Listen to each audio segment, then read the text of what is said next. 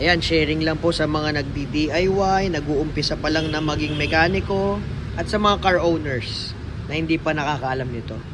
Alam nyo ba, kapag kayo po ay nagpalit ng timing belt sa inyong sasakyan, mahalaga po yung mga timing mark. Nakikita nyo yung guhit na yan? Yan ang timing mark. Tapos ito, yan. Bawat sasakyan may mga marking para hindi kayo magkamali kapag binalik na ninyo yung timing belt, kasi pwedeng umusod yan habang pinipihit ninyo yung tornilyo or yung belt tinatanggal ninyo. Kaya may mga timing marks po yan.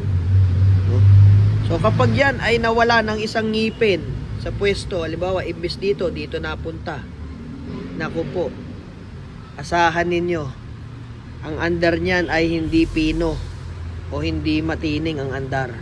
At doon na kayo mahihirapan pag bibintangan ninyo yung throttle body, spark plug, at yung iba pa na mga hindi dapat pagbintangan. So ang advice ko lang sa inyo, kapag kayo ay gumalaw ng timing belt or anumang pyesa sa inyong makina, kung doon po kayo huling naggalaw, halimbawa distributor, doon lang din kayo babalik. Huwag kayong lilipat sa iba. Halimbawa matining naman, pinaltan nyo lang ng timing belt, naging makalog yung takbo, mabibrate, walang minor, o kaya pumuputok-putok, balik lang kayo doon sa timing. Check nyo yung timing. So kagaya nito, low power, as in low power, sobrang delayed ng power. Pag tinapa mo, hirap na hirap umakyat yung RPM, tapos gumaganon-ganon nga sa takbo. So akala clutch, hindi naman po clutch ito.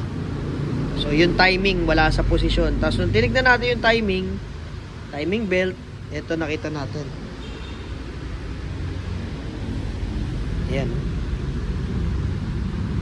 Delikado yan. Pag naputol po yan, finish na.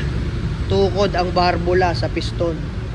At pwede maputol din ang camshaft, rocker arm, at kung ano-ano pang pwede madamay. Sa halagang magkano lang naman ang timing belt na original, parang 3 plus lang yata ang original. Yung mga replacement ay 1 plus.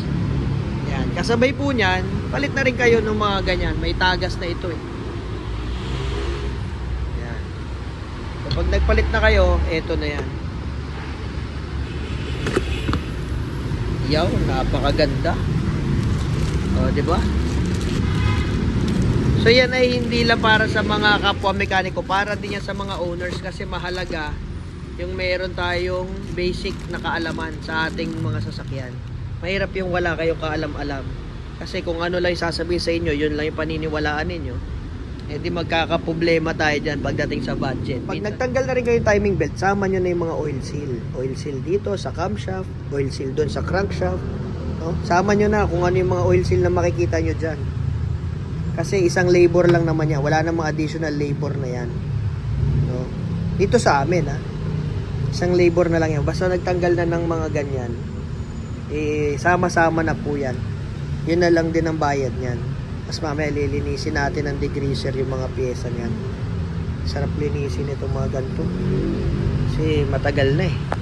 O hindi nabubuklat. O yun lang po ha. Yung mga nagdi-DIY, timing marks napakahalaga. Pag ninyong wawalain, kasi minsan pag malaki yung off ninyo sa timing, halimbawa dito nyo napapwesto 3 ngipin, 4 na ngipin, pwedeng tumukod po yung piston sa barbula kasi wala sa timing. Pag angat ng piston, nakabukas pa pala yung barbula, yan, masusuntok ng piston yung barbula at lilikuin niya yun, singaw ang barbula. So mapipilitan na kayong magtanggal ng cylinder head pag ganun. Yan ay mga base sa ating experience nung nag-uumpisa pa lang tayo. At sa mga nakita ko ng mga nag-DIY ng mga nakaraang pang mga taon. Ayun lang po mga kaibigan. Sharing is caring. Bye-bye.